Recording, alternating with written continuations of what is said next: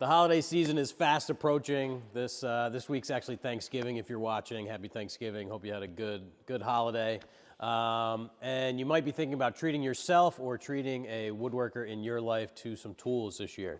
And there's a new brand that John and I found out about. It's not a new brand. They've been around since 1946, and it's a Japanese brand, and the name is Kakuri. And they sent out a saw to me and some chisels to John. So we want to just put them on your radar. It wasn't a brand that we were super familiar with before they reached out to us, so we wanted to tell you about them. So they sent me this Ryoba saw here. So Ryoba saw is a two-sided saw. We have a cross-cut tooth pattern here and a rip tooth pattern here.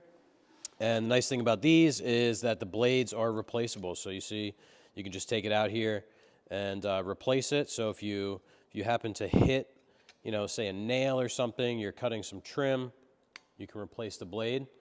Nice thing about these are that they're hardened. So I don't know if John can get a close-up there, but you can see the anodization on the tooth. That's from heat treating.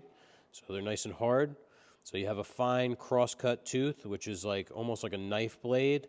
Then we have a rip tooth, which is much more coarse, and it's more of like a flat tooth. So it helps, you know, with that rip cut, getting between the grain, pulling out the chips. It's a 240 millimeter blade, roughly 10 inches, a little bit less, and double-sided. So you have, you know, two saws in one, basically. Nice long handle, and like all Japanese saws, it's a pull saw. So you cut on the pull stroke versus a Western saw, which cuts on the push stroke. John and I actually did a shootout. I was on the Western saw, John was on the Japanese saw. That was probably about a year ago, maybe more. Good video, check that out. Maybe we'll put I don't know how you do that, put a card in the video. It was a close call. So nice saw. One thing I noticed about this is it's got a pretty thick blade for a Japanese saw, and that's something I've actually struggled with some Japanese saws, is the blade being too thin. People like a nice thin kerf, but I've actually like folded these blades.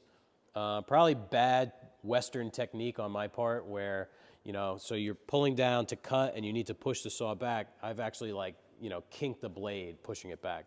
So this, I don't think it's gonna kink, nice and thick, and made some cuts with it, cuts really nice. So that's their Ryoba saw. And John here got some chisels, so they're in a nice box here. I think this is Polonia. It's lightweight Japanese wood. And these are the Damascus chisels. So they're in metric sizes, roughly 1/4 inch, 1/2 inch, I guess 3/4, 1 inch, 1.25 inches, and 1.5 inches. So 6, 12, 20, and so on. So these are a layered chisel. We have a softer steel here on the bottom, which makes it easier to sharpen, and then a harder steel here, and this is actually Damascus. So I've never seen like a flat finish Damascus like this. It almost looks like it's printed on there, but if you look on the side, you can see the different layers. So Damascus is different types of steel that are layered and folded and forged on top of one another, kind of like you're making puff pastry out of steel.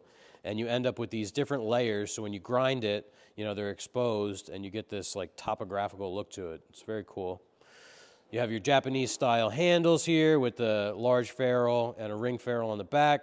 So that's so that you can beat on these and this wooden handle doesn't blow out, keeps it all together. And they're nice and sharp. So a full set, you know, good for, you know, getting into those tight spots and then moving more material. So maybe we'll grab a couple pieces of wood and we'll show you these in action. Let's start off with the saw. So I have a piece of scrap walnut here.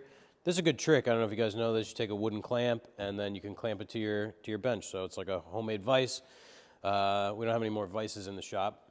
So we're gonna do a rip cut first. Rip is with the grain. So our grain's running this way. So we're cutting parallel to the grain. So we're using these wide teeth here.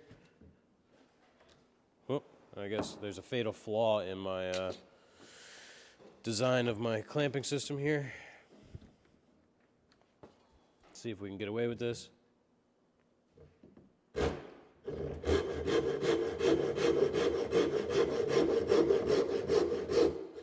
So you can see how fast that cut with the rip teeth. Nice clean cut too. Maybe I'll do a little bit with the crosscut teeth. You can break the teeth off doing a rip cut. It's a very hard cut.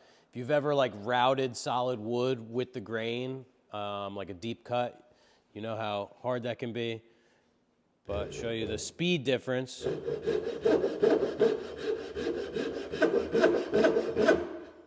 So I tried to do 10 strokes on each side. You can see we made it about a 1/4 inch with the crosscut teeth, and we made it, what is that, 2 inches with the rip teeth. So nice and fast. And now we can come here with the crosscut.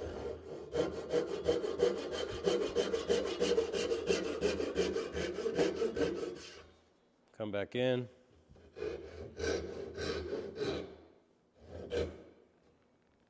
So there you have it. Nice clean cut. We could try the rip teeth on the crosscut. I'm showing you what not to do here.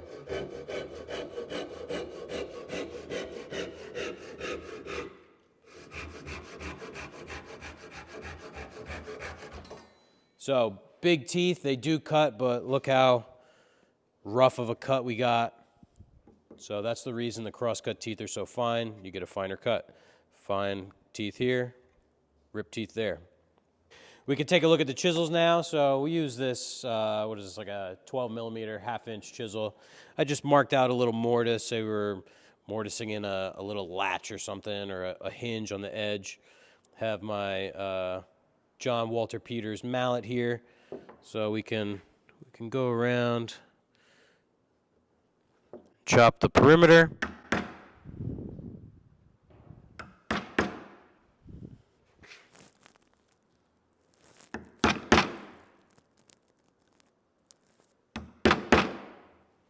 So they're nice and sharp. John didn't sharpen this chisel, and it's very sharp out of the box, which is nice.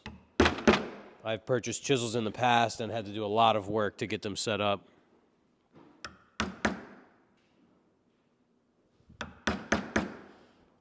So we chopped our perimeter there. You can come in.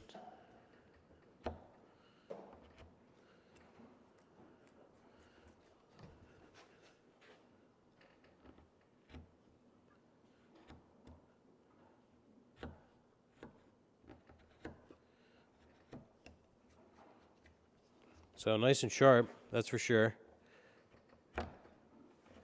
They have a good feeling in the hand. Nice thick handle so that you get a good purchase on it. And they're relatively short. So compared to, you know, my Western chisels, a little bit shorter.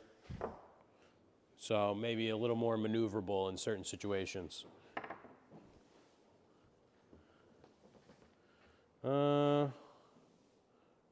Yeah, I don't know what else to talk about with the chisel. Why don't you just say that we've got a link on our website, or link in the description to the Amazon store. Okay.